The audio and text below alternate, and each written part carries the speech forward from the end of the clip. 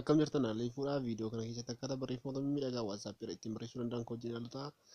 Isin immoo chaanaalii kana subscribe gochuun akka nama hordoftan abdiin qaba. Koodota akkaataa ittiin barreessuu, furrisuu, qal'isuu yookiin immoo sarara muruu yookiin strokesuu afaan Ingiliffaatiin jennu. Akkaataa itti hojjechuu dandeenyu description irra koodota sana isiniif barreessaa isin immoo description irra deemtanii dubbisuu dandeessanidha. Koodota alatti immoo sooftiweerii yookiin moosaajii faansii tekstii jedhamu jira. Description irra link isa sinfa akkaataa itti fayyadamu dandeenyu haa ilaallu. Isin immoo chaanaalii kana subscribe gochuun kan jaallattan qabda. Gara viidiyichaa taa'anii bilbilu. Biyyatoo Oromiyaa irrikee baay'amee tulluu fi mukkeeniin sululaa fi dirree haroo fi laggeeniin ijaanuu buubsita adda kee bareenni keesi kees badhaadhee guuteera adbuunni seenaa hedduu qabda dubbadhuus yoom dhumaa deessetoo yaa olfoo haadha goota kumaa.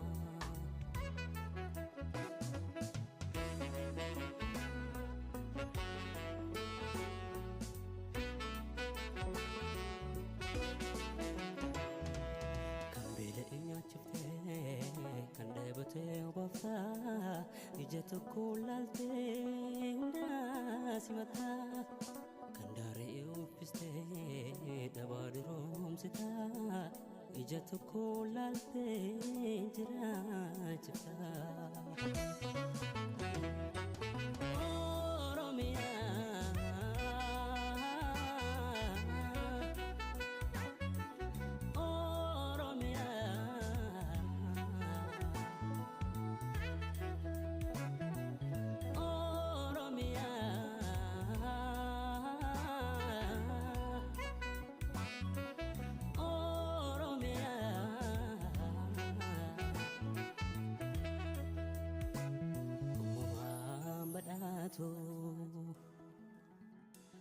Jannata lafarraa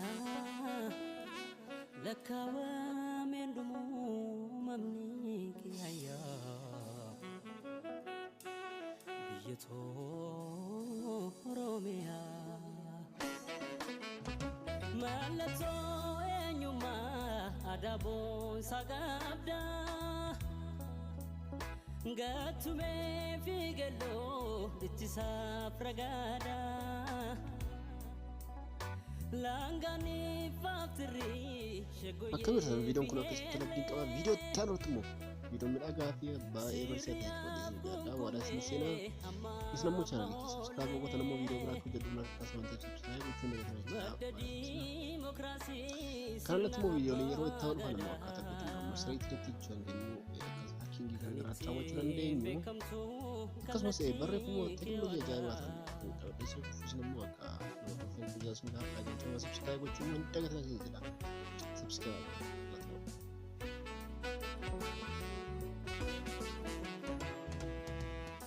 Si jaalala